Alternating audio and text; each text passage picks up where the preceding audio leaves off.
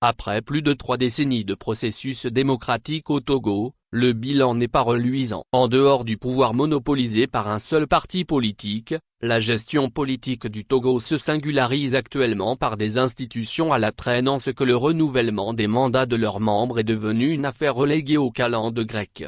L'indice fondamental d'un État démocratique réside dans la tenue d'élections régulières afin de permettre aux populations d'exercer leur droit de choisir leurs dirigeants. Le principe est d'ailleurs posé par la Déclaration universelle des droits de l'homme en son article 21, al.3. La volonté du peuple est le fondement de l'autorité des pouvoirs publics. Cette volonté doit s'exprimer par des élections honnêtes qui doivent avoir lieu périodiquement, au suffrage universel égal et au vote secret ou suivant une procédure équivalente assurant la liberté du vote.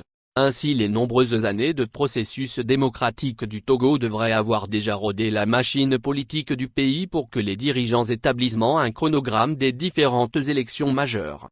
Cependant force est de constater qu'en ce qui concerne particulièrement les élections législatives qui devraient se tenir cette année 2023, l'administration de Faure Gnassingbé s'est montrée incapable de respecter les délais. On sait désormais qu'elles se tiendront au premier trimestre de l'année prochaine, prorogeant de fait le mandat de l'actuelle législature.